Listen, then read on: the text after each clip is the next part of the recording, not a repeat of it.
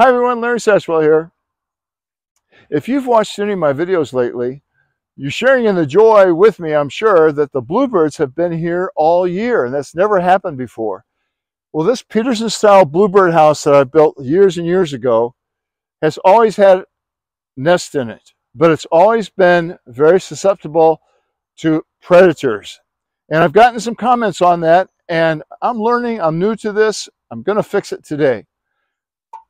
If you watched my Birdify video, it's right back there over my shoulder. I protected it with one of these squirrel baffles. They were on sale at Home Depot, and they only had 3 of them, but they were $4.50 a piece, normally $15, $16. So I took my bird house down and cut it down to 2 inches so that this would fit over it.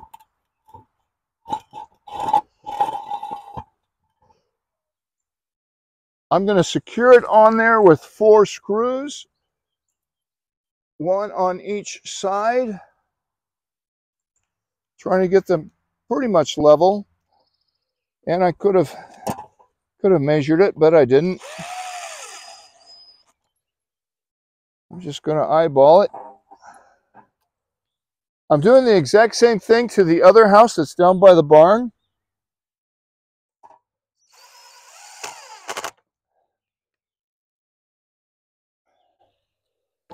And the hardest part about this is wrestling it back up there. It's not light and it's kind of awkward. Pre-start these screws here.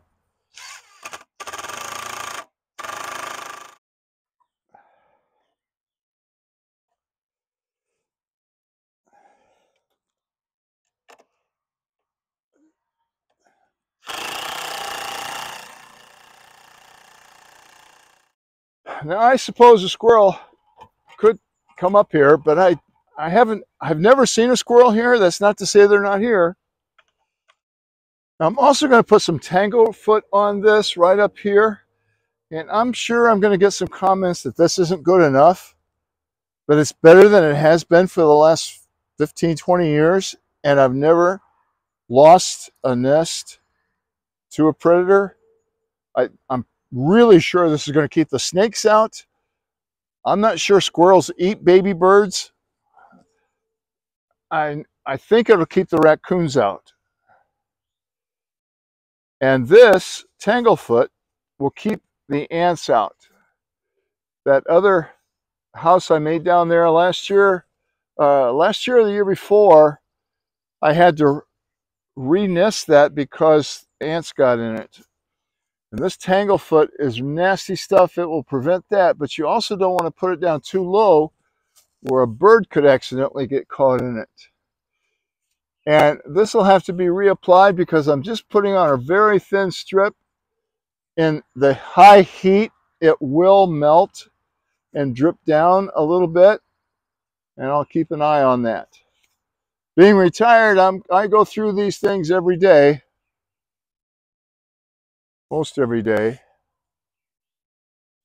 So like I mentioned before, I bought all 3 that they had on sale, and I've got one more house down there that I need to fix. And one of my viewers called JustBill, I'll put a link to his channel below, has a solution for that. Let's go fix that one.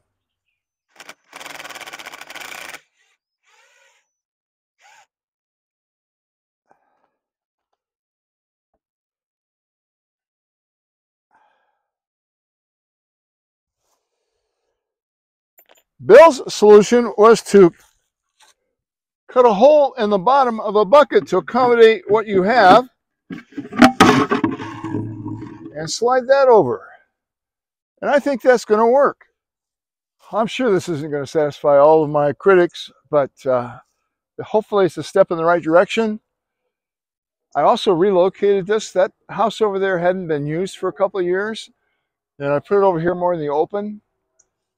A bluebird may not occupy it because you need several hundred yards between bluebird boxes. They're very territorial, but maybe a wren or someone else will occupy it.